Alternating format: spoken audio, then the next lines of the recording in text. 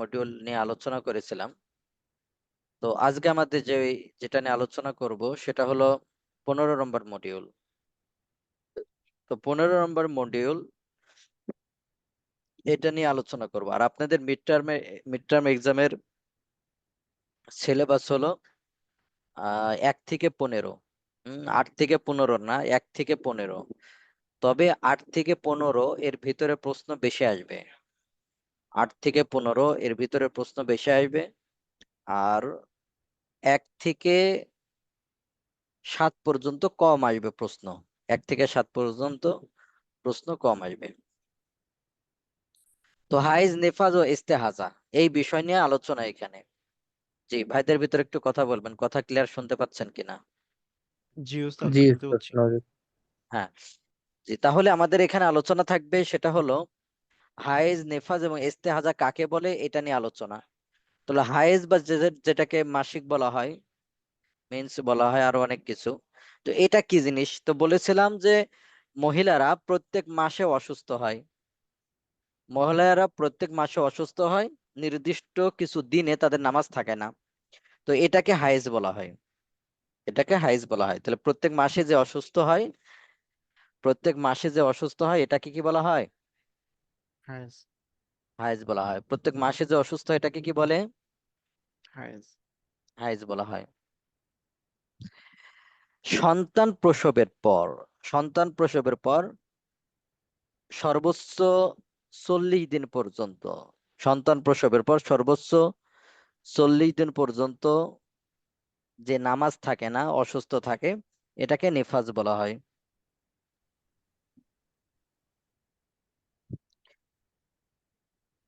এরপর আসবেন ইস্তেহাজা। তো ইস্তেহাজা এই যে মাসিক, প্রত্যেক মাসে যে মহিলার অসুস্থ হয়,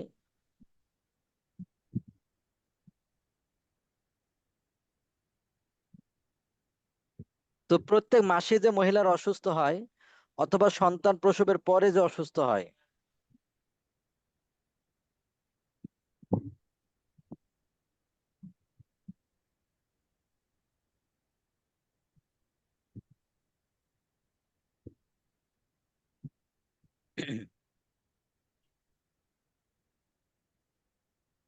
জি, তাহলে প্রত্যেক মাসে যে অসুস্থ হয়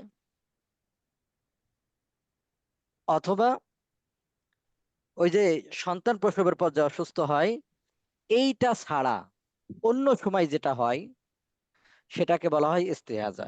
এটা ছাড়া অন্য সময় যেটা হয় এটা কি কি বলা হয়? ইস্তিহাজা। ইস্তেহাজা। হুম। তাহলে প্রত্যেক মাসে যে নির্দিষ্ট দিনে অসুস্থ হয় এটাকে হায়েজ, সন্তান প্রসবের পর যেটা হয় এটা নেফাস। এই দুইটা ছাড়া এমনি যেটা হয় সেটাকে ইস্তেহাজা বলা হয়। ইস্তেহাজা মানে এমনি অসুস্থতার কারণে যেটা বের হয়, যেটা এমনি অসুস্থতার কারণে হয়।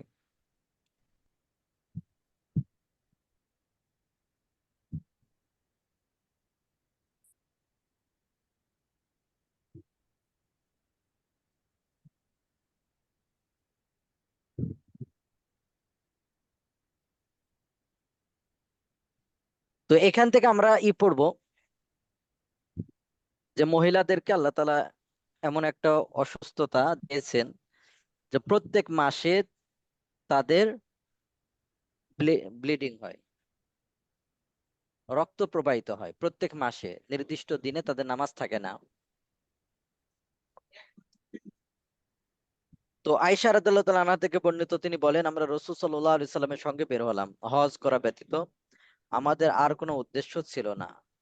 যখন আমরা সারিফ নামক স্থানে উপনীত হলাম তখন ঋতুমতী হলাম। রাসূলুল্লাহ সাল্লাল্লাহু আলাইহি সাল্লাম আমার নিকট আসলেন। তখন আমি কাঁদছিলাম। তিনি বললেন, তোমার কি হলো? তোমার কি নেফাস বা হায়েজ আরম্ভ হয়েছে? আমি বললাম, হ্যাঁ। তিনি বললেন, হাদা আমরুন কাতাবাহুল্লাহু আযজা ওয়া জাল আলা বানাতি আদম। যে এটা এমন কাদার কি আছে, এটা এমন একটা বিষয় আল্লাহ প্রত্যেক মহিলাদের উপরে এটা আল্লাহ তাআলা কি করেছেন? দিয়ে দিয়েছে। তাহলে প্রত্যেক মাসে যে মহিলারা যে অসুস্থ হয় এটাকে বলা হয় হায়েজ। আর এটা শুধু নির্দিষ্ট কিছু মহিলার জন্য হয় বিষয়টা এমন না, সারা পৃথিবীর সকল মহিলার উপর এটা হয়। যে নির্দিষ্ট দিনে অসুস্থ থাকে, এটাকে মাসিক বলা হয় বা হাইজ বলা হয়।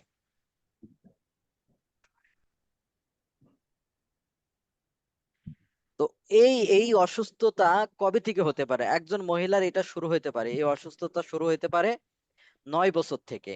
তাহলে একটা মেয়ে কয় বছর থেকে শুরু হতে পারে? 9 বছর। 9 বছর 9 বছর থেকে। থেকে। 9 বছর থেকেই হবে এরকম না, 10 বছর 11 বছর হতে পারে, কিন্তু সর্বনিম্ন 9 বছর থেকে শুরু হতে পারে। সর্বনিম্ন কয় বছর থেকে শুরু হতে পারে? 9 বছর। 9 বছর। হ্যাঁ, সর্বনিম্ন কয় বছর থেকে শুরু হতে পারে? 9 বছর। 9 বছর। হ্যাঁ, 9 বছর থেকে শুরু হতে পারে। সর্বোচ্চ হলো 9 বছর। 55 বছর পর্যন্ত। পঞ্চম। 55 বা 65 এরকম কেউ কেউ বলে, এরপরে আর কেউ অসুস্থ হয় না। তাহলে সর্বনিম্ন 9 বছর থেকে শুরু হতে পারে। এখন এই যে অসুস্থ হয়, প্রত্যেক মাসে যে অসুস্থ হয়, এটার সর্বনিম্ন 3 দিন 3 রাত। সর্বনিম্ন কয়দিন কয় রাত? 3 3 দিন দিন 3 3 রাত। রাত। তাহলে সর্বনিম্ন হলো 3 দিন 3 রাত, আর সর্বোচ্চ হলো 10 দিন 10 রাত। 10 দিন। তাহলে আমরা পেলাম 3 দিন 3 রাত সর্বোচ্চ। 10 দিন 10 রাত। হ্যাঁ, সর্বনিম্ন 3 দিন 3 রাত, সর্বোচ্চ 10 দিন 10 10 দিন রাত। 10 রাত। হ্যাঁ, তাহলে সর্বনিম্ন 3 দিন 3 রাত, সর্বোচ্চ 10 10 দিন 10 দিন রাত। 10 রাত। হ্যাঁ 10 দিন 10 রাত। এছাড়া অতিরিক্ত যেটা হবে সেটাই বুঝতে হবে ইস্তেহাজা। তাহলে ইস্তেহাজা মানে অসুস্থতা। ইস্তেহাজা অর্থ কি? অসুস্থতা। অসুস্থতা। অসুস্থতা। তাহলে কেউ যদি 3 দিন অসুস্থ হয়, 3 দিনের জায়গায় কম হয়, তাহলে 3 দিন হলে সে হাইজ। 3 দিনের কম হয়েছে, 2 দিন হয়েছে বা 1 দিন হয়েছে, তাহলে বুঝতে হবে এটা কি? এটা ইস্তিহাজা। ইস্তেহাজা। তেমনি সর্বোচ্চ হইতে পারবে 10 দিন, কেউ 11 দিন 12 দিন হলো, তাহলে বুঝতে হবে অতিরিক্ত এটা, এটা ইস্তেহাজা।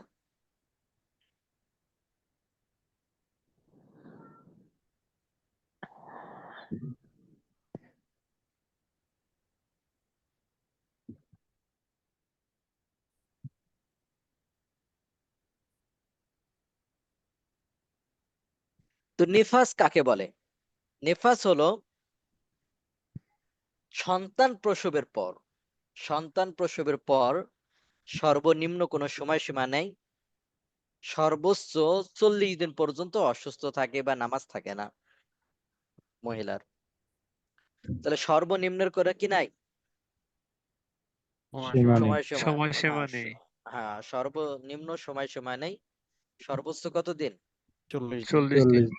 হ্যাঁ, এটাকে বলা হয় নিফাস। 40 দিন পার হয়ে গেলে বুঝতে হবে এটা নিফাস না, এটা ইস্তেহাজা। ইস্তিহাজা। এই 40 দিনের বেশি, যদি বেশিটা। তো এটা হলো সন্তান প্রসবের পরে যেটা বের হয়, সন্তান প্রসবের পরে যদি বের হয়। বের হয়। তাহলে এর সর্বনিম্ন কোনো সময়সীমা আছে? নেই। জি না। না। আবার বলে সর্বনিম্ন কোনো সময়সীমা সময়সীমা নেই। সীমা নেই। সর্বনিম্ন কোনো সময়সীমা নেই।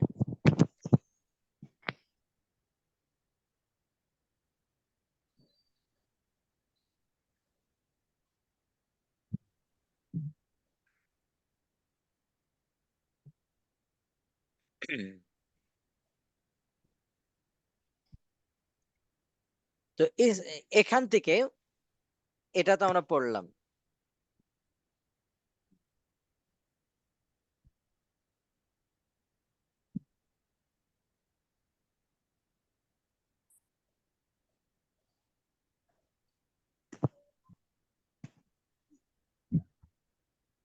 তো রং কি থাকতে পারে এখানে? রং, এটা যেটা, যে ব্লিডিংটা হয়, এটা রং কেমন হতে পারে? তো রংটা হলো গাঢ়, গাঢ় লাল হতে পারে, কালো হতে পারে, সবুজ হতে পারে, গাঢ় হলুদ হতে পারে, হালকা হলুদ হতে পারে, ঘোলাটে হতে পারে, মেটে হতে পারে, বিভিন্ন রঙের হতে পারে, বিভিন্ন রঙের হতে পারে। হতে পারে। হতে পারে। একেবারে সাদা ছাড়া, একেবারে সাদা ছাড়া যেই রঙেরই হোক না কেন, অনেকের ভুল বুঝ আছে, যে হয়তো মনে হয় হলুদ হচ্ছে বা ঘোলাটে হচ্ছে, এটা মনে হয় তাহলে কি না, হয়তো মনে হয় হাইজ বা নিফাসের রক্ত না। বিষয়টা এমন না। একেবারে সাদা, একেবারে সাদা ছাড়া যে রঙের হোক না কেন, সেটা হাইজ এবং নিফাসের যদি সময়সীমার ভিতরে, হ্যাঁ হাইজ এবং নিফাসের যদি সময়সীমার ভিতরে হয়, তাহলে এটা কি হিসাবে ধরা হবে? হাইজ এবং নিফাসের হিসাবেই ধরা হবে। ধরা হবে। ধরা হবে।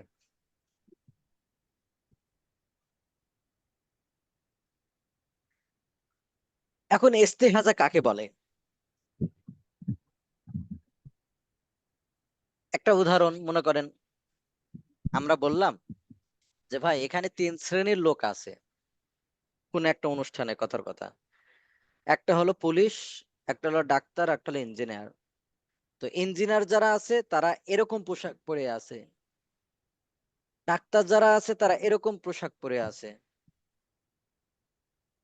আর আরেকটা কি বললাম? Engineer, police. Doctor, police. Police. বলেন পুলিশের আর সংজ্ঞা দেওয়া লাগবে যে এরকম পোশাক পরে আছে? অটোমেটিক দুইটা দিলে আর একটা অটোমেটিক চলে আসে। তো জি। ওইরকম ভাবে এই যে হায়েজ এবং নেফাসে যে একটা সময়সীমা পড়লেন এবং নির্দিষ্ট একটা পড়লেন, এই হায়েজ এবং নিফাস ছাড়া অন্য যেটা হবে সেটাই হলো ইস্তেহাজা। অন্য যেটা হবে সেটাই কি? ইস্তেহাজা। ইস্তেহাজা। তাহলে মহিলারা যে প্রত্যেক মাসে অসুস্থ হয় 3 দিন বা 10 দিন, 3 দিনের কম বা 10 দিনের বেশি হলে এটা ইস্তেহাজা। তেমনি ভাবে অসময়ে যদি হয় ইস্তেহাজা। তেমনি ভাবে আমরা পড়লাম যে সন্তান প্রসবের পর, তেমনি ভাবে পড়লাম কি সন্তান প্রসবের পর সর্বনিম্ন কোনো সময়সীমা নেই, সর্বোচ্চ 40 দিন। তো 40 দিন। হ্যাঁ, সর্বোচ্চ 40 দিন। তো এই যে অসুস্থ হলো, এটার যদি বেশি হয়ে যায় তাহলে এটা ইস্তেহাজা। এটা তো আলাদাভাবে আর কি নাই, বলার প্রয়োজন নেই। বলার প্রয়োজন নেই।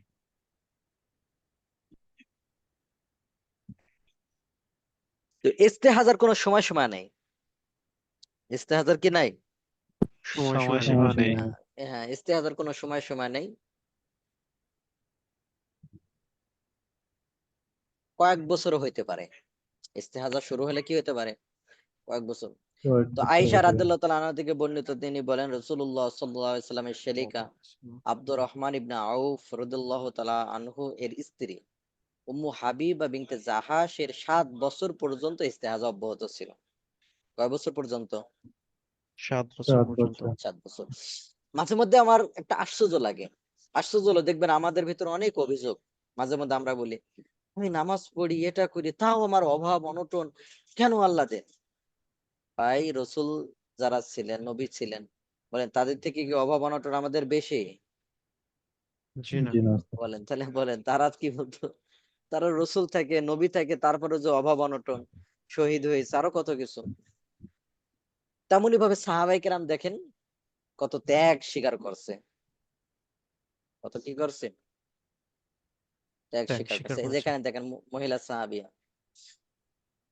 তো 7 বছর পর্যন্ত ইস্তেহাজা দেখবেন আমাদের ক্ষেত্রে অনেক বোন তারা বিভিন্ন ভাবে করে যে আমার এটা হয় ওইটা হয়, আল্লাহ তাআলা আমার এত দিচ্ছে। তাহলে তার কি অবস্থা বলেন, আল্লাহ তাআলা তারাই কি পরীক্ষা করছে?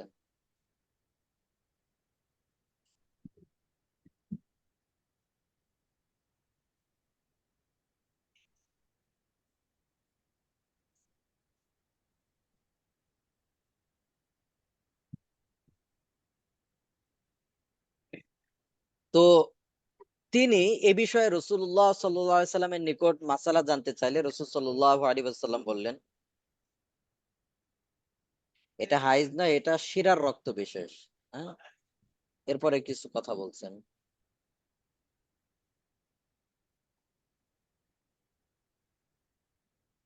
জি, জি, এই সময় করা যাবে, হ্যাঁ।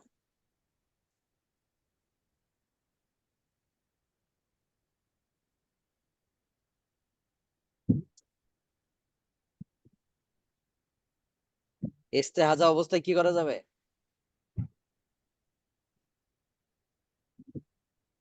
কোরআন তেলাওয়াত করা যাবে, অন্যান্য সব কিছু করা যাবে।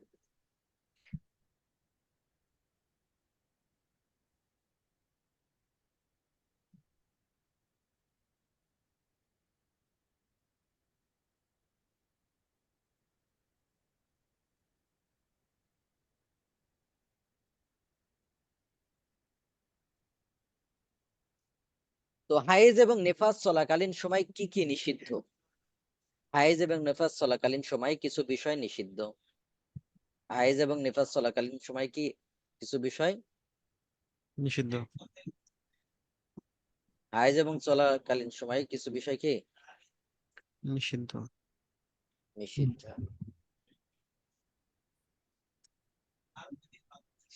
এক নম্বর হলো নামাজ। হাইজ এবং নিফাস চলাকালীন কি করা যাবে না? নামাজ পড়া যাবে না। নামাজ পড়া যাবে না। নামাজ পড়া কি যাবে না, নিষিদ্ধ। নিষিদ্ধ।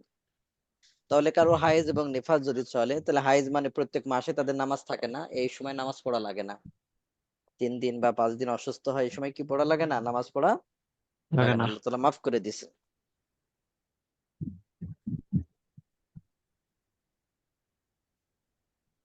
তেমনই ভাবে রোজা, রোজা করতে পারবে না, রোজা করা নিষিদ্ধ। তবে রোজা আবার কাজা করে নিতে হবে। নামাজ পড়া লাগে না, কাজা করা লাগে না, কিন্তু রোজা পরে কি করে নিতে হবে? কাজা আদায় করতে কাজে হবে। করতে হবে। রমজানের রোজার সময় যদি কেউ ওরকম অসুস্থ হয়, তাহলে পরবর্তীতে সে কাজা করে নেবে।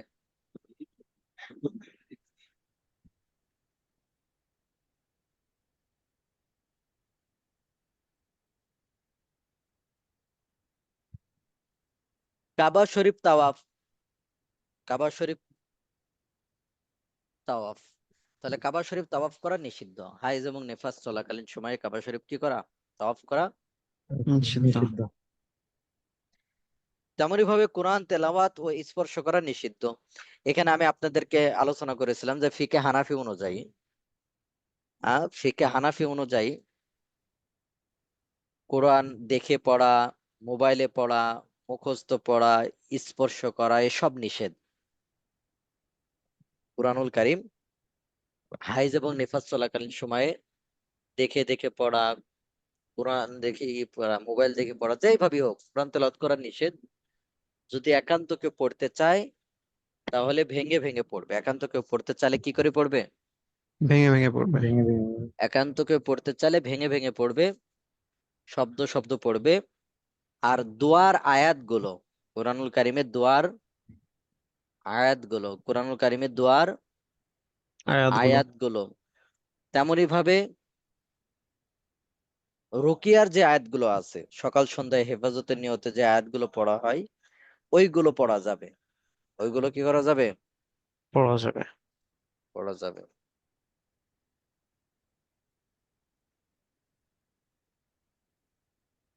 এরপরে মসজিদে গমন এবং অবস্থান করাও নিষিদ্ধ। হুম?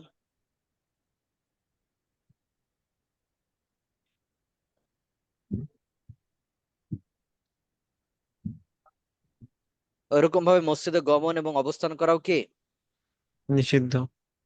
নিষিদ্ধ। স্বামী স্ত্রী মিলামেশা করা নিষিদ্ধ। এটা কোন সময়? হায়েজ এবং নেফাস চলাকালীন চলাকালীন সময়। সময়ে। হায়েজ এবং নিফাস চলাকালীন সময়ে নিষিদ্ধ। তবে ইস্তেহাজা চলাকালীন সময়ে নিষিদ্ধ না। ইস্তেহাজা চলাকালীন সময় কি না? নিষিদ্ধ না। ইস্তেহাজা চলাকালীন সময়ে নিষিদ্ধ না। এটা আর কি, এগুলো। তেমনি ভাবে তালাক দেওয়া এটাও নিষিদ্ধ। হাইজ এবং নেফাস চলাকালীন কি দেওয়া নিষিদ্ধ? তালাক দেওয়া নিষিদ্ধ। তালাক দেওয়া না। তার মানে তালাক দেওয়া নিষিদ্ধ, কিন্তু তালাক দিলে তালাক হয়ে যাবে। তালাক দিলে কি হয়ে যাবে? তালাক তালাক হয়ে হয়ে যাবে। যাবে। তা মাঝে মধ্যে কথা হলো, মাঝে মধ্যে আমাদের কাছে আসে যে হুজুর নিষিদ্ধ আবার তালাক দিলে তালাক হয়ে যাবে, এটা কি ধরনের কথা বললেন? হ্যাঁ, নিষিদ্ধ আবার তালাক দিলে তালাক হয়ে যাবে, এটা কি ধরনের কথা কথা। বললেন? এখন আমি আপনাদের কাছে প্রশ্ন করি,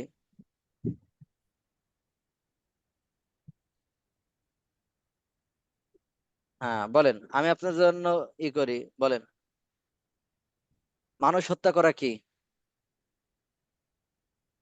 কবিরা গুনাহ। নিষিদ্ধ না? নিষিদ্ধ। এখন কেউ যদি হত্যা করে, হত্যা হবে কিনা? হয়ে যাবে। মাঝে মধ্যে খুবই অবাক লাগে ভাই, যখন মনে করেন কোন একজন মানুষকে রাস্তায় মনে করেন দেখা হয়েছে, কোন একজন ছিনতাইকারী বলতে পারি, বা কোনো ডাকাত অথবা কোনো সন্ত্রাস কাউকে জবাই করলো, কাউকে কি করে ফেলছে? জবাই জবাই করে করে ফেলছে, ফেলছে। কথার কথা, হত্যা করে ফেলছে, মেরে ফেলছে। এরপর মেরে ফেলে সে মনে করেন দাঁড়ায় আছে, এবার চলে গেছে। এখন কয়েকজন লোক ধরে নিয়ে গিয়ে হাসপাতালে নিয়ে গেছে। তো হাসপাতালে নিয়ে ডাক্তার দেখে টেকে ডাক্তার বলে দিল যে এটা কি হয়ে গেছে, মারা গেছে। মারা এই লোক গেছে। কি হয়েছে, মারা গেছে। এখন বলেন রাগ কার উপরে ঝাড়বেন, ডাক্তারের উপর না? কেন মারা গেছে বলবেন, বললো। জি ভাই, জি। যে ডাক্তারের উপর ঝাড়ে কেউ রাগ? না। কেন আপনি মৃত্যু ঘোষণা করলেন যে সে মারা গিয়েছে? এখানে যে মেরে ফেলছে আপনারা ধরেন কাকে, তাকে না? হত্যাকারীকে না? জি জি। এখন কথা হলো এই যে তালাক দেওয়া, এটা নিষিদ্ধ। 3 তালাক দেওয়া এটা, তালাক দিতে হলে কিছু স্টেপ আছে, এ আছে। এখন বলেন যখন 3 তালাক দিয়ে দেয়, এখন হুজুরের কাছে, হুজুর আমার মেয়েটারে বা অমুকটারে কি করে ফেলছে, না বুঝে এটা করে ফেলছে, একটা কোনো ভাবে আপনি কি করে দেন? ফিরিয়ে বলেন দেন। এই জায়গায় আসলে ধরার দরকার ছিল কারে বলেন? এখন কোন হুজুর যদি কি দেয়, 3 তালাকের মাসালা দেয় যে 3 তালাক দিয়ে 3 তালাক হয়ে গেছে, এখনো হুজুরের 12টা বাজায় দেয়। হ্যাঁ হুজুর কেন বললো? আরে ভাই তুই মারা ধরা গালি দেওয়ার দরকার কার দরকার ছিল? তো জামাইরে দেওয়ার দরকার ছিল, ওই মেয়ের স্বামীরে দেওয়ার দরকার ছিল, তাই না ভাই? সে কেন জি। অন্যায় ভাবে 3 তালাক দিল? কিন্তু উল্টো এখন হুজুর কেন ফতোয়া দিল? মুফতি দেলোয়ার শাহ হুজুরের কাছে একটা ঘটনা শুনেছিলাম আর কি, মনে পড়লো ঘটনাটা। যে এক জায়গায় ওরকম ভাবে একজন তার স্ত্রীকে খুব মারছে অন্যায় ভাবে, মাইরে টাইরে দৌড় দিছে স্ত্রী, পরে সে 3 তালাক দিয়ে দিছে। এখন একজন কওমির আলেমের কাছে গিয়েছে, একজন মাওলানার কাছে গিয়েছে, তো বলছে যে 3 তালাক হয়ে গেছে। এবার এক বেদাতির কাছে গিয়েছে, তো বলছে না, কোনো তালাকই হয় নাই, কোনো কি হয় নাই, তালাকই হয় নাই। ওকে। কেন? সে কি তার স্ত্রীর নাম ধরছে? কয় না।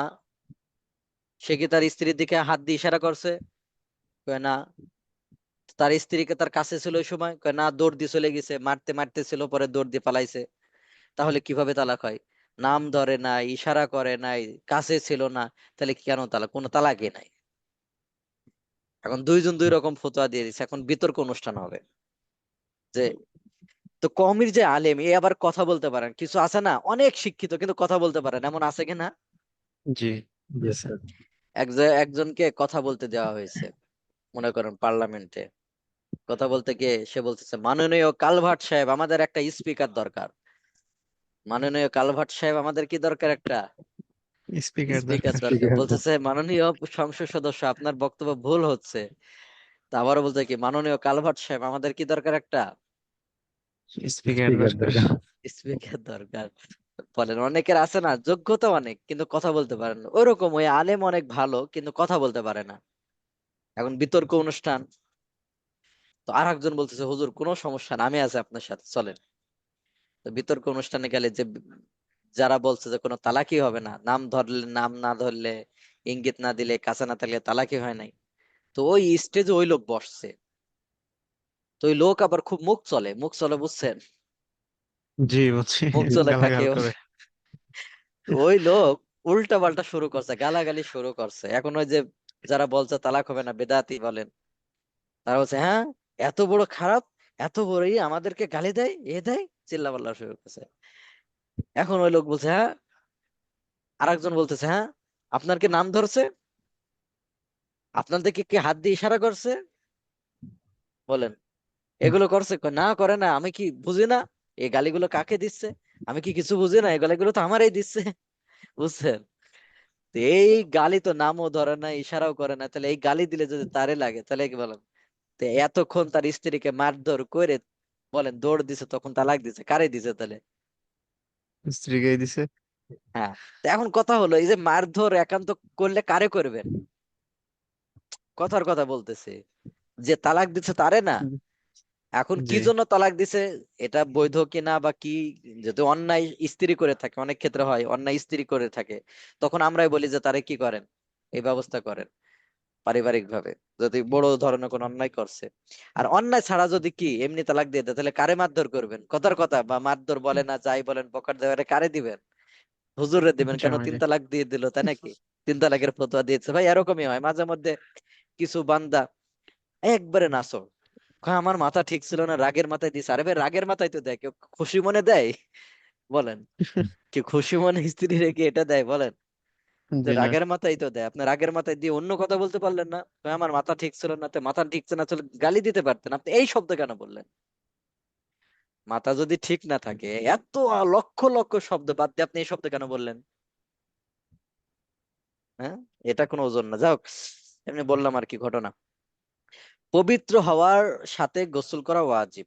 তাহলে এই হাইজ এবং নিফাস থেকে যখন পবিত্র হবে তখন কি করতে হবে? গোসল করতে হবে। গোসল করে। হ্যাঁ, হাইজ এবং নিফাস থেকে পবিত্র হলে গোসল করতে হবে।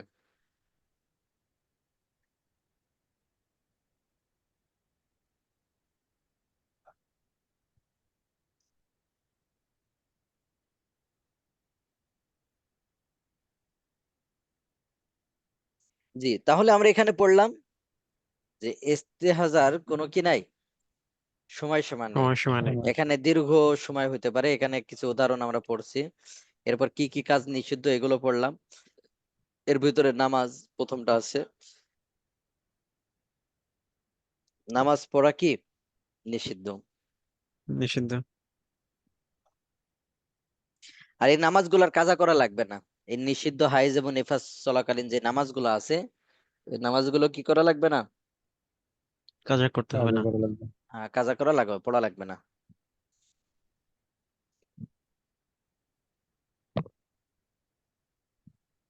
কোন মহিলার মনে করেন অক্তের শেষের দিকে নামাজ পড়বে, বাস অসুস্থ হয়ে পড়ছে, তো ওই নামাজ আর পড়া লাগবে না। ওই নামাজ আর কি করা লাগবে না? পড়া লাগবে না। করা লাগবে। মনে করেন জোহরের রক্ত, নামাজ পড়বে 3টা বেজে গেছে, অসুস্থ হয়ে পড়ছে, তো এই নামাজ আর কি করা লাগবে না? পড়া লাগবে না। করা লাগবে। পড়া লাগবে না। আর কেউ অসুস্থ হয়ে পড়ছে, এখন পবিত্র হওয়ার পর যদি অল্প সময়ও পাই তাহলে ওই নামাজ পড়া লাগবে। কেউ সুস্থ হয়ে গেছে আর কি, অসুস্থ হওয়ার পর সুস্থ হয়ে পড়ছে, মনে কেউ অসুস্থ ছিল সুস্থ হয়ে গেছে, তো গোসল করে এসে আল্লাহু আকবার বলা যাবে, এই পরিমাণ সময় পাইছে, তাহলে ওই নামাজ কাজা করতে হবে।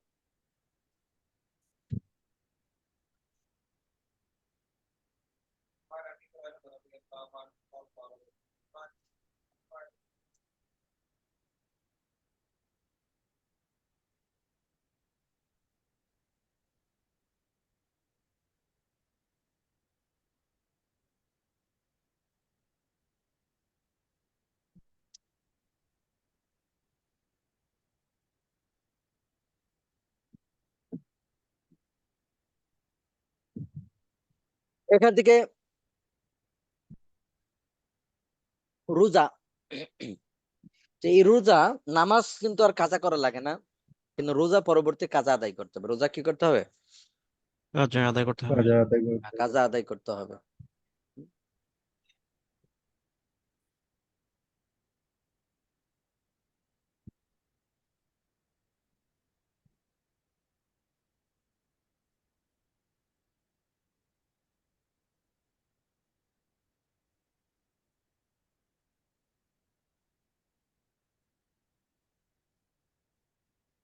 জি, কাবা শরীফ তাওয়াফ করা, কাবা শরীফ কি করা?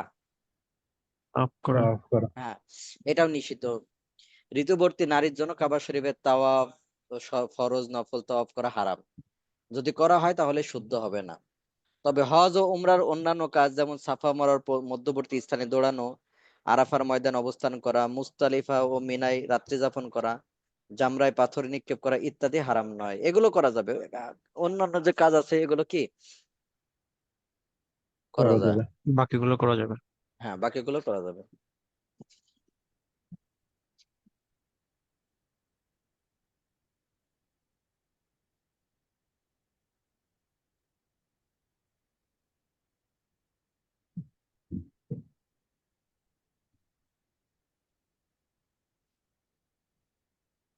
কোরআন তেলাওয়াত করাও নিষিদ্ধ। তাহলে আমরা এই যে পড়ছিলাম, আপনি মোবাইল দেখে পড়েন, মুখস্থ দেখে পড়েন, যেই ভাবে হোক, কোরআন তেলাওয়াত করা কি? নিষিদ্ধ। নিষিদ্ধ। আবার বলেন, কোরআন তেলাওয়াত করা কি? নিষিদ্ধ। নিষিদ্ধ। হ্যাঁ, হাইজ নিফাস চলাকালীন কোরআন তেলাওয়াত করা নিষিদ্ধ। নিষিদ্ধ। তো এই ব্যাপারে আমাদের ফিকে হানাফি যে দলিল, এটা অনেক হাদিস আছে। কি আছে? এক দুইটা না, অনেক হাদিস আছে। হাদিস শরীফে এসেছে রাসূল সাল্লাল্লাহু আলাইহি সাল্লাম ইরশাদ করেছেন, লা ইয়াকরাউল জুনুবু ওয়াল হাইদু শাইআম মিনাল কুরআন। জুনুবী এবং হায়েজগ্রস্ত মহিলা কোরআন তেলাওয়াত করবে না। জুনুবী ও হায়েজগ্রস্ত মহিলা মহিলা কোরআন তেলাওয়াত কি করবে না। করবে না। উঠবে তাহলে না। দলিল আছে, লা ইয়াকরাউ পড়বে জি। না, আল জুনুবু জুনুবী ব্যক্তি, ওয়াল হাইদু হায়েজ ওয়ালা মহিলা হায়েজগ্রস্ত মহিলা, শাইআম মিনাল কুরআন কোরআন তেলাওয়াত করবে না। এরকম অনেক দলিল আছে। হযরত আব্দুল্লাহ বিন আবু বকর বিন হাজম বলেন, রাসূল সাল্লাল্লাহু আলাইহি সাল্লাম আমর বিন হাজমের কাছে এই মর্মে চিঠি লিখেছিলেন যে, আল্লাহ ইয়ামাসাল কুরআনা ইল্লা তাহির, পবিত্র হওয়া ছাড়া কোরআন স্পর্শ করবে না। পবিত্র হওয়া ছাড়া কোরআন শরীফ কি করবে না? স্পর্শ। স্পর্শ স্পর্শ করবে না। করবে না।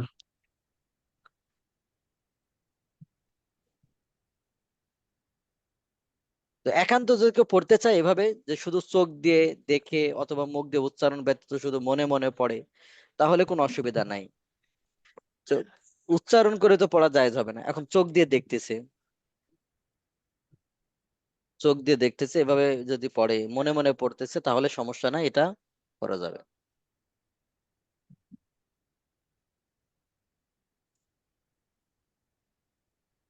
কোরআন শরীফ চোখের সামনে খোলা আছে, অথবা কোরআন মাজিদের আয়াত সম্বলিত কোনো বোর্ড সামনে আছে, এমন তো অবস্থায় ঋতুবর্তী নারী যদি আয়াতগুলোর দিকে তাকায় এবং মনে মনে পড়ে, তাহলে এটা জায়েজ হওয়ার পিছনে কারোর দ্বিমত নেই। মনে মনে, তাহলে দেখেন, কোরআন তেলাওয়াত করা নিষিদ্ধ, কিন্তু হাদিস পড়তে পারবে, দোয়া দরুদ পড়তে পারবে, জিকির আজগার করতে পারবে, অন্যান্য যে কাজগুলো আছে এগুলো কি করা যাবে? করা যাবে। করা যাবে। কোরআনুল কারিমের যেসব আয়াতে দোয়ার মর্মার্থ রয়েছে, এইগুলি দোয়ার নিয়তে পড়তে পারবে, তবে তেলাওয়াতের নিয়তে নয়। দোয়ার গুলো যেগুলো আছে, দোয়ার করার নিয়তে পড়তে পারবে। আবার একান্ত ওইভাবে পড়তে চাইলে ভেঙ্গে ভেঙ্গে শব্দ আকারে পড়তে পারবে। ভেঙ্গে ভেঙ্গে শব্দ আকারে কি পড়তে পারবে। ওরকম ভাবে মসজিদে ঋতুবর্তী নারীর অবস্থান করা, এটাও নিষিদ্ধ। মসজিদে ঋতুবর্তী নারীর অবস্থান করা, এটা কি নিষিদ্ধ। নিষিদ্ধ। নিষিদ্ধ।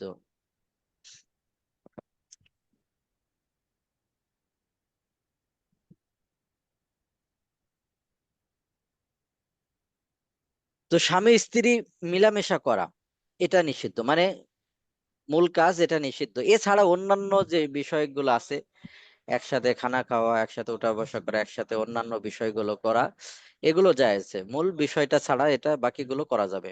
হুম? হাদিস শরীফে আছে, রাসূল সাল্লাল্লাহু আলাইহি সাল্লাম বলে, ইসনা ও কুল্লা শাই, সবকিছু করতে পারবা ইল্লা নেকা, মূল কাজ করা ব্যতীত সব কাজ করা যাবে।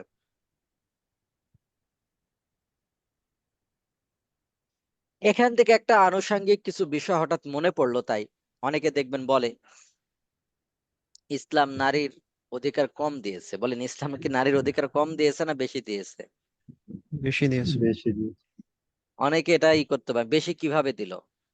ওই যে সম্পদ তার অর্ধেক পায়, আর পুরুষ ভাই পায় ডাবল, তাহলে কিভাবে বেশি দিল? এর একটা দৃষ্টান্ত আমরা দিতে পারি। মনে করেন একজন বাবা তার বড় ভাইকে বলল, এই শোনো, তুমি বাজারে যাও, তোমার ছোট বোনকে নিয়ে বাজারে যাও, তো তোমার এই যে 100 টাকা দিচ্ছি, এটা বাজার করবা, তোমার ছোট বোনকে মিষ্টি খাওয়াবা, তারপর আবার যাতায়াত ভাড়া দিবা, আসবা। আর ছোট বোনকে 20 টাকা ধরাই দিল। 20 টাকা বলতে পারি বা 50 টাকা বলি, উদাহরণ মিলবে। তাহলে বড় ভাইকে কত টাকা ধরাইছে বাবা? 100 টাকা। 100 টাকা। 100 টাকা। আর মেয়েকে কত ধরাইছে? 50 টাকা। 20 টাকা। 50 টাকা। আর মেয়ের কোনোই না, মেয়ের মিষ্টিও খাওয়াবে, সবই খাওয়াবে, আবার মেয়ের কাছে টাকা টাকাই থাকবে। বলেন, এখানে লাভ কার বেশি? মেয়ের। মেয়ের লাভ বেশি না? মেয়ের টাকা কি খরচ করতে বলছে ইসলাম? আজ জি না। পর্যন্ত কোনোদিন শুনছেন যে স্বামীর ঘর করে দেওয়া, স্বামীর ভরণ পোষণ দেওয়া, এগুলো স্ত্রীর উপর ফরজ? জি না। পড়ছেন কোনো জায়গায়? জি না। তেমনি ভাবে মেয়ে যেইভাবে হোক, অফিস করে হোক, জোন খাটি হোক, শ্রম দিয়ে হোক, পিতা মাতার ভরণ পোষণ দিতেই হবে, তার উপরে ফরজ, এরকম পড়ছেন কোনোদিন? জি না। জি না। পড়েন। তাহলে বলেন, বিয়ের আগ পর্যন্ত ভরণ পোষণ মেয়ের, এখানে কিন্তু ইয়ে নাই, ছেলের 18 বছর বালেগ হওয়ার আগ পর্যন্ত বাবা দিবে। বালেগ হয়ে গেলে বাবা যদি না দেয়, বাস, এটা কিন্তু আপনি দাবি দেওয়া করতে পারবেন না। এই জন্য অনেকে বলে, হুজুর আমার এখনো টাকা দেন। আরে ভাই, টাকা দেবে কি, তোর বয়স তো কয় বছর? 25 বছর, তো অন্য কাজ করতে পারি, এখন যে দিয়েছে এটা কি এহসান। তাহলে পিতা মাতা না দিতে পারে, কিন্তু একজন মেয়ের যতদিন বিয়ে না হবে ততদিন ভরণ পোষণ কে দিবে? বাবা পিতামাতা, বাবা অথবা দিবে, ভাই। ভাই দিবে, এরকম আর কি ই আছে। আর বিয়ের পরে কে দিবে? স্বামী। স্বামী। স্বামী। তার মানে বোঝা যাচ্ছে যে একজন মেয়ে হলো বসে থাকি খাবে ভাই। বসে থাকি খাওয়া, এটা বেশি লাভ না কাজ করে খাওয়া বেশি লাভ বলেন? বসে থেকে খাওয়া। বসে থাকা না? তাহলে বিয়ের আগে জি। বসে থাকে সে ঘরের কাজগুলো খেয়ে খাবে, বিয়ের পরে সে কি করবে? স্বামীর বাড়িতে বসে খাবে, মানে ঘরের কাজগুলো করবে। তো এই যে একটা নারীর যে অধিকারটা দিয়েছে, এটা কোন ইতে দিয়েছে? আর বর্তমান যারা আছে এরা কেন সমঅধিকার বলে? সমঅধিকার বলতে কি, তুমি কাজ একা করবে, কাজ তুমি করো, স্বামী একা করবে কেন, তুমি করো। সন্তানের লালন পালন শুধু স্বামী একা করবে কেন, টাকা পয়সা দিবে, তুমি করো। বলেন এখানে কারে চাপাই দিছে সমঅধিকার নাম করে? স্ত্রীরে চাপাই দিছে না? স্ত্রীকে। বলেন অফিস দুইজন করলে লাভ কার? স্বামীর লাভ না? আগে পুরো সংসারটা জি। কাকে দেখার দরকার, দেখতে হতো? স্বামীকে একা। স্বামীর। এখন স্ত্রীও দেখতেছে, তো মাঝখান থেকে ক্ষতি হয়ে যাচ্ছে কি? বলেন, এটা আমার কথা বলছে ভাই, আমার দোষ দিবেন না।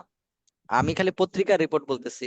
পত্রিকা দেখবেন, মনে হয় গত বছরও রিপোর্ট আসছিল, যারা পুলিশের চাকরি করে মেয়ে মহিলা শতকরা 60 থেকে 70%, আর কিছু বললাম না, এরা পত্রিকার রিপোর্ট পড়বেন। বলেন লাখ লাখ টাকা ইনকাম করছে, এর থেকে অফিসার দ্বারা যদি কোনো অঘটন ঘটে, এটা পত্রিকার রিপোর্ট, 60 থেকে 70% পত্রিকার রিপোর্ট। তাহলে বলেন জীবন শেষ না? তেমনি জি। ভাবে বসের দ্বারা খারাপ কাজে ই হয়, বলেন পুরো জীবন শেষ করে দিল না? তাহলে এই টাকার পয়সা নিয়ে কি হবে? একটা ঘটনা মনে পড়লো আর কি। একজন স্ত্রী, একজন স্বামী খুব সম অধিকারের পক্ষে, কারণ সম অধিকার হলে পুরুষের লাভ। আমি একা কাজ করে মরবো কেন, স্ত্রীও মরবে। আর স্ত্রীর কাজ কিন্তু আর কে করে না? স্বামী আর করে না। কিছুদিন আগে এক ভাই আসছে, কয়, উস্তাদ সর্বনাশ, এ ও কি হয়েছে? কয় আমারে মারিয়ে ফেলবো। কি হয়েছে, কে মারিয়ে ফেলবো? কয় আমার স্ত্রী মারিয়ে ফেলবো, ঝগড়া হয়েছে, এ হয়েছে। কেন? কয় আমি দুইজনে অফিস করি, একসাথেই অফিস করে বাসায় আসছি, আসে আর বাড়িতে কোনো কাজ টাজ সহজে করতেছে না, মাঝে মধ্যে করে না, এরকম রান্না বাড়া করে না, শুয়ে থাকে, আমি বললেও আর করে না। তা আমি তারে বুঝালাম যে ভাই, সে তো একজন মানুষ নাকি না গরু ছাগল? আপনিও অফিসে যান মানুষ। 7টার সময়, সেও যায় অফিসে 7টায়। আপনিও আসেন 12, মনে করেন 4টার সময়, সেও আসে কয়টায়? 4টায়। চারটায়। আসে একই। আপনি হয়তো বসে থাকেন, নামাজ পড়ে বসে টসে গল্প গুজব করেন, সে বাসা পরিষ্কার করে, রান্না করে, ছেলে সামলায়, সবকিছু সামলায়। তাহলে কাজটা বেশি করতেছে কে? স্ত্রী। তাহলে এই যে 1 2 দিন না করলে আপনার ঝগড়া বাঁধানোর দরকার না, বরং তারে কি করার দরকার ছিল? খেদমত আপনার করার সাহায্য। দরকার ছিল, সাহায্য করা সাহায্য দরকার। করার নাতে। এখন আর সে আর কি, আমার কাছে এই যে জিনিসগুলো কিছু ধরাই দিছে, এই আর এখন আমার কাছে আর কোনোদিন বলে না যে ওস্তাদ এখন আর গ্যাঞ্জাম বাদে। পরে এসে বলছে, ওস্তাদ আসলে দোষটা আমারই ছিল, আমি এদিক এইভাবে কোনোদিন চিন্তা করে নাই।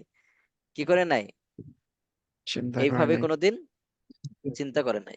তো কি বলতেছিলাম, যে একজন স্বামী এরকম খুব পক্ষে, কারণ লাভ স্বামীর। তো স্ত্রী বলছো থামো, তোমার আমি 12টা বাজাইছি। তো পেশাব পরীক্ষা করবে, পেশাব পরীক্ষার ক্ষেত্রে স্ত্রী পেশাব উল্টাপাল্টা করে দিছে।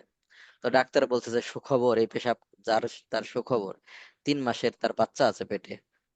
কয় মাসের বাচ্চা? তিন এখন মাসের স্বামী তো বলছে সর্বনাশ, আমার পেটে বাচ্চা আসলো কোত্থেকে? স্বামী কি বলতেছে? তা স্ত্রী বলতেছে বাচ্চা আসবে না মানে? একসাথে সম অধিকারের নাম করে আমু অফিস করব, তুমিও অফিস করবা, আমু সংসারের কাজ করব, মানে কি বলে টাকা দিব, তুমিও টাকা দিবা, কিন্তু বাচ্চা লালন পালনের ক্ষেত্রে আমি একা, এটা হবে না। সব সম অধিকার। এখন থেকে তুমি একটা পেটে বাচ্চা নেবা, পরের বছর আমি একটা নিব, সব সম অধিকার হবে। কি হবে? সম সব অধিকার সম তুমি, অধিকার। হ্যাঁ সম অধিকার নাম করে তুমি আমারে কি করবা? এই দিক কোনো অধিকার নাই, এদিক কিন্তু সম নাই। দেখবেন যারা ইউরোপ বা আমেরিকা, যারা মনে করে লাল, কি বলবো, যেটা বলতে পারেন আর কি, তারা মানুষকে নিকৃষ্ট এবং খারাপের দিকে নিয়ে যায়। বলেন কোনোদিন শুনছেন যে স্ত্রীর রান্নার কাজে সহযোগিতা করে এদিকে সম অধিকার করতে হবে? মাঝে মধ্যে দরকার স্বামীও রান্না করবে, তেমন মাঝে মধ্যে যেমন কি করবে, স্ত্রীর কি বলে সন্তান যে দেখাশোনা করা, এটা স্বামীও করবে, এরকম কোন সমধিকার বলছে তারা? এইদিকে জি নাই না। সমধিকার। কি একসাথে এও অফিস করতে পারবে, একসাথে রাস্তায় নামতে পারবে, একসাথে কাঁধে কাঁধ মিলিয়ে কাজ করতে পারবে, এই দিক সম অধিকার। কিন্তু ওই দিক কিন্তু নাই। এদিকে মহিলা যারা আছে তারা বুঝে না, আন্দাজে চিল্লা পাল্লা করে, এরা মনে হয় ওইটার ভিতরে মনে হয় কামিয়াবি, আর এটার যে তাদের লস এটা তারা বুঝে না। যাই হোক, আরো অনেকগুলো উদাহরণ আছে, এটা বলতে গেলে অনেক সময়ের প্রয়োজন, তাও বেশ কিছু উদাহরণ আপনাদের বলেছি। তো বলতেছিলাম কি, তো এখানে কি তালাক দেওয়া, এটাই আগেরটা কি যেন আসছে, তো তালাক দেওয়া এটা কি নিষিদ্ধ, হারাম। তবে কেউ যদি নিষিদ্ধ তালাক দিয়ে দেয় তালাক কার্যকর হয়ে যাবে। হয়ে যাবে। হয়ে যাবে। তেমন ভাবে গোসল করা, যখন হাইজ এবং নিফাস থেকে পবিত্রতা অর্জন করবে, পবিত্র হবে, তখন গোসল করে ফেলবে। তখন কি করে ফেলবে? গোসল করে হবে। গোসল করে ফেলবে। তো ঠিক আছে, তাহলে আমাদের আজকে এ পর্যন্তই থাকবে। আজকে কাহুর থাক, আগামী ক্লাসে এই এই জাতীয় পড়া আছে, ওই পড়াটা পড়ে দুইটা কাহুট, দুইটার উপরে একসাথে কাহুট করার চেষ্টা করবো ইনশাআল্লাহ। আর সামনে আপনাদের এক্সাম, পরীক্ষা, মিড টার্ম এক্সাম। মিড টার্মে হয়তো মনে হয় 30টা প্রশ্ন থাকবে। তো মিড টার্মের প্রশ্নটা হবে কোথায় থেকে? 1 থেকে 15 নম্বর মডিউল পর্যন্ত। 1 থেকে কত নম্বর মডিউল পর্যন্ত? 1 থেকে 15। আবার বলে, মিড টার্ম 15। অনুষ্ঠিত হবে কি 1 থেকে 15 মডিউল 15 পর্যন্ত। মডিউল পর্যন্ত। 15 মডিউল পর্যন্ত হবে। 1 থেকে 15। তবে প্রশ্ন বেশি আসবে হলো 8 থেকে 15। প্রশ্ন বেশি আসবে কোথায় থেকে? 8 থেকে 15। হুম। 8 থেকে 15। কেউ কিন্তু আবার ভুল বুঝবেন না যে আগে 1 থেকে 7 পর্যন্ত পরীক্ষা দিয়েছি, এখন হলো 8 থেকে 15, এরকম না কিন্তু। হ্যাঁ, বুঝেছি। একেবারে প্রথম থেকে। হ্যাঁ, একেবারে কি, প্রথম থেকে। জি।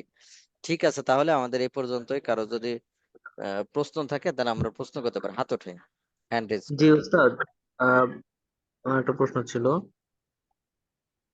যে ফরজ যে হজের সময় যদি কাবা শরীফ তাওয়াফ করার আগেই যে মানে যদি হায়েজ হায়েজ চলে আসে তখন কি মানে কাবা শরীফ তাওয়াফ না করলেও কি হজ হয়ে যাবে আর কি? পরে করবে, ওই কাজটা সারা সব কাজ করে নেবে, ওই কাজটা পরে করবে, সুস্থ হলে করবে। সুস্থ হলে পরে করে নিবে, আচ্ছা। হুম, জি জি। জি, আসসালামু আলাইকুম।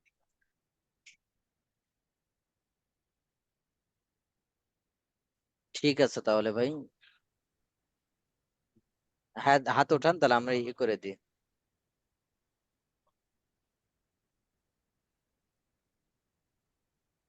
আসসালামু আলাইকুম। ওয়ালাইকুম সালাম রহমতুল্লাহ। তো আমার একটু তালাকের এটা নিয়ে একটু মনে হচ্ছে যে হাদিসটা আছে তালাকের ওইখানে দেওয়া, ওইখানে একটু বুঝতে পারিনি। So, বুঝে নাই? তালাকের যে একটা হাদিস আছে এর আগের ইয়ে 14 নম্বর পেজে সম্ভবত, ওইখানে যে লেখা আছে যে তাকে নির্দেশ দাও সে যেন তার স্ত্রীকে ফিরিয়ে আনে এবং নিজের কাছে রেখে দেয় যতক্ষণ না সে মহিলা পবিত্র হয়ে আবার ঋতুবতী ওটা হয়। হলো মূলত রোজি তালাক দেওয়া হয়েছিল। হ্যাঁ, রোজি তালাক, তালাকের অনেকগুলো প্রকার, এটা সামনে পড়বেন, এখন বুঝে আসবেন এগুলো। তো ওটা রোজি তালাক বলা হয়, মানে তালাক দেওয়ার পর আবার ফিরাই নেওয়া যায়।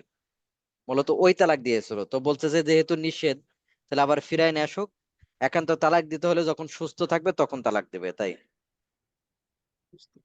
আসসালামু আলাইকুম। ওয়ালাইকুম সালাম রহমতুল্লাহ।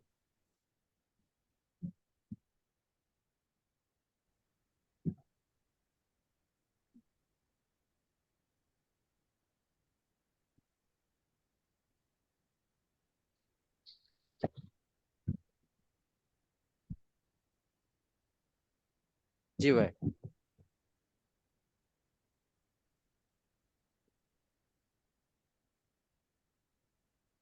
389। সালামু আলাইকুম ওস্তাদ জি।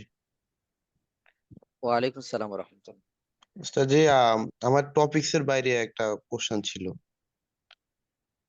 এ কি বিষয়? হচ্ছে যে, হ্যাঁ, আমি শুনলাম, মানে একটা হাদিস দেখলাম আর কি, যে আহ, আজান এবং ইকামতের মধ্যবর্তী সময় দোয়া কবুল হয়। হ্যাঁ, এখন আজান এবং ইকামতের মধ্যবর্তী কোন সময়, যে আজান চলাকালীন, নাকি ধরেন আজান শেষ হয়েছে এবং ইকামত শুরু হবে ওই মধ্যবর্তী মাঝখানে সময়? মাঝখানে মাঝে মাঝে মাঝে আজান এবং একামতের মাঝে, আজান শেষ হয়ে গেছে, একামত আর শুরু হবে ইকামত এর শুরু হবে। মাঝামাঝি। হ্যাঁ হ্যাঁ, এই মাঝামাঝি সময়ে নামাজও আছে এবং দোয়া কবুলও হয়। নামাজের ব্যাপারে আমরা এটা সামনে আলোচনা করবো আর কি। এই সময়টা কিভাবে আজান, দুই আজানের মাঝখানে, কোথাও এমন আছে দুই আজানের মাঝখানে এমন। জি, আচ্ছা। জি, জি, আসসালামু আলাইকুম। ওয়ালাইকুম সালাম। 389।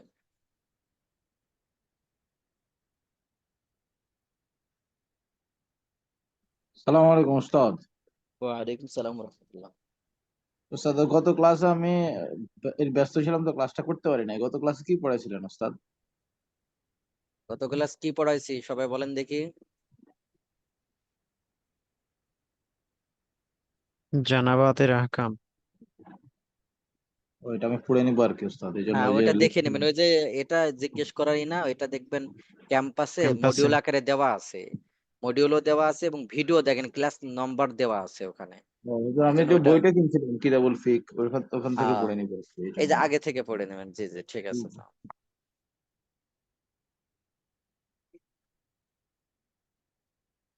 159।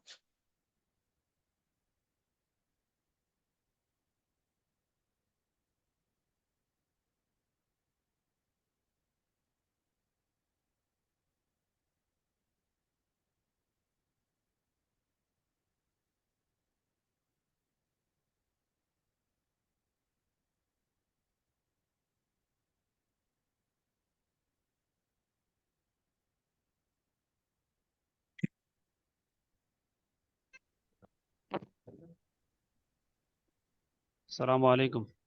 ওয়ালাইকুম সালাম রহমতুল্লাহ। উস্তাদ, কেউ যদি তার স্ত্রীকে বলে আমি তোকে তালাক দিলাম, তাহলে এটা আসলে হুকুম কি বা কি অবস্থা?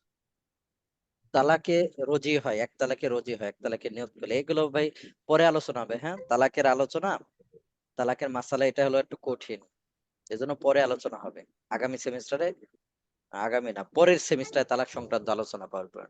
আপাতত এই বিষয় নিয়ে আমরা আলোচনা করব না। হুম, ঠিক আছে তো।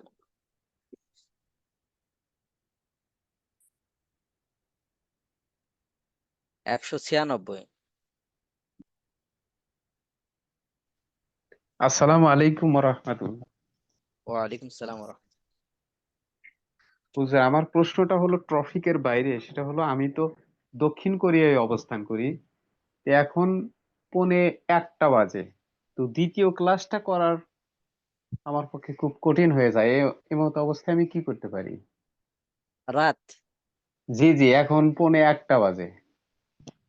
আসলে কি বলবো বলেন, এটা প্রবাসী ভাইদের জন্য আমরা মাঝখানে উদ্যোগ নিয়েছিলাম যে তাদের জন্য আলাদা ক্লাস রেডি করবো। যদি একান্ত কষ্ট হয়ে যায় আপনি সাপোর্টে জানাবেন, জি জি, জানালে প্রবাসীদের জন্য একটু ছাড় থাকে। আপনি যদি ভিডিও দেখেন পরবর্তীতে এগুলো করেন, একটু কষ্ট হবে যদিও, হয়তো আপনাকে ফোন করে বিষয়গুলো সমাধান নিতে হবে, তখন অ্যাটেন্ডেন্স দিয়ে দিবে, আপনি ভিডিওটা রেকর্ড দেখে নেবেন, এরকম কিছু আছে। হ্যাঁ, আচ্ছা, জি তো জি। এটা আসসালামু সাপোর্টে, আলাইকুম। হ্যাঁ সাপোর্টে বিস্তারিত জানাবেন। এই মাঝখানে জুবার সাহেব উস্তাদ যখন দক্ষিণ কোরিয়া থেকে সফর করে আসলেন, তো উস্তাদ বলছিলেন যে বেশ কিছু ভাই ও বোন আছে, বেশ তাদের কষ্ট হয়ে যায়। তো মাঝে একটা উদ্যোগ, কিন্তু আসলে এইভাবে এক এক রাষ্ট্রে এক এক সময় এটা জি করাটাও জি, কঠিন, যে আমরা একটা উদ্যোগ নেব, কিন্তু মনে করেন আপনার জন্য এখন এত বাজে, কোনো জায়গায় কারো ভোর 4টা, কোনো জায়গায় এরকম বিভিন্ন জন আছে, তো যার কারণে এটা এটা করাটা একটু কঠিন আর কি। তো ঠিক আছে তাহলে ভাই। আচ্ছা, জি। আসসালামু আলাইকুম। ওয়ালাইকুম আসসালাম 193।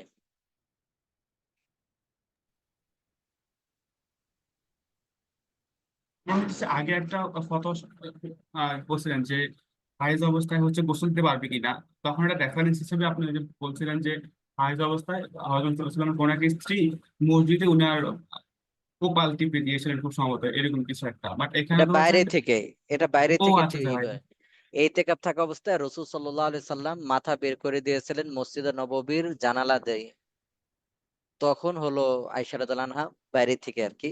তা আপনারা যদি মসজিদে নববীতে যান তাহলে বুঝবেন রসুলের রওজা যেখানে আছে এটা তো আয়েশা রাদিয়াল্লাহু আনহার ঘরে, আর মসজিদে নববী একই সাথে লাগানো, মাঝখানে অল্প একটু হয়তো থাকবে, একবারে মসজিদের সাথে লাগানোই হলো আয়েশা রাদিয়াল্লাহু আনহার কামরা ছিল।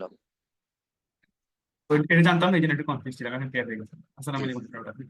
ওয়ালাইকুম আসসালাম ওয়া রাহমাতুল্লাহ। জি, আর কারো কোনো প্রশ্ন আছে? জি, মেসেজেও বলতে পারেন, সমস্যা নেই, চ্যাট বক্সে। সালাম আলাইকুম ওস্তাদ। চারটা 45 ওয়ালাইকুম আমি তো আসসালাম। 100 করেছিলাম। আহ, জি যে আমার প্রশ্নটা ছিল মানে প্রথম ভাই যে প্রশ্নটা করেছিল মনে যে আহ, হজ মানে বায়তুল্লাহ তাওয়াফ করার সময় যদি হায়েজ চলে আসে তাহলে তাওয়াফ করতে পারবে না, আপনি বলেন যে পরে করবে। কিন্তু আমরা তো জানি যে হজের একটা নির্দিষ্ট একটা টাইম থাকে, জিলহজ মাসের একটা নির্দিষ্ট দিনে করতে হয়, তাহলে ওই দিনটা তো পার হয়ে যাচ্ছে, সে পরে কিভাবে ওই এই দিনটা টাইম পার হলে মেনটেন ওইটা কয়েকদিন সময় থাকে, ওই কয়েকদিনের ভিতরে পারবে ভাই। হ্যাঁ, যে অর্থাৎ ওই যে ওই কয়েকদিনের একটা, যদি হ্যাঁ মানে হ্যাঁ। ওই যদি ফ্লাইটের ইস্যু থাকে, কারণ ফ্লাইট তো দ্রুত যদি মানে না না না, টাইমের ফ্লাইট মধ্যে। এরকমই থাকবে না, সাধারণত 40 দিন 45 দিন, হজের আমল হলো মাত্র 3 দিন 3-4 দিন, বুঝছেন? আর থাকে জি কয়দিন, জি সর্বোচ্চ কয়দিন, মানে 35 দিনের নিচে কেউ থাকে না। মনে করেন সর্বোচ্চ হলো মনে করেন 45 দিন, 1.5 মাস 2 মাস এরকম থাকে, যার কারণে ওইটা সমস্যা নাই, ওই আমল সমস্যা নাই যে হজের পর পরই চলে আসবে, এটা ওরকম হবে না। হুম? জি জি, বুঝতে পারলাম।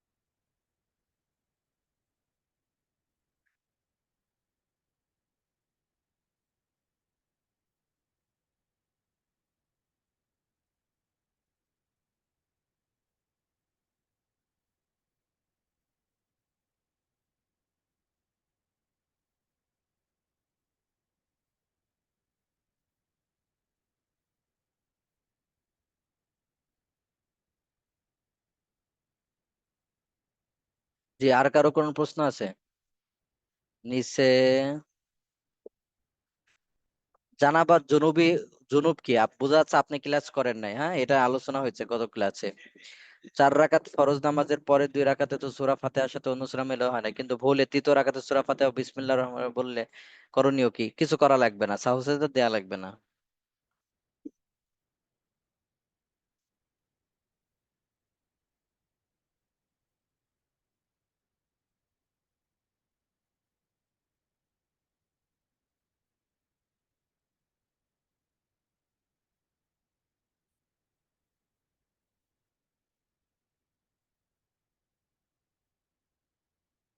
জুনুবি এগুলো আলোচনা হয়েছে।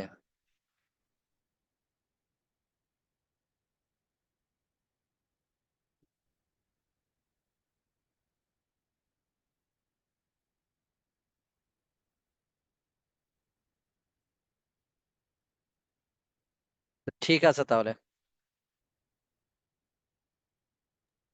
মৌজি পোশাকে লাগলে কি পোশাক অপবিত্র হবে? জি জি, অপবিত্র হয়ে যাবে, নাপাক হয়ে যাবে। হ্যাঁ, তো ঠিক আছে তাহলে।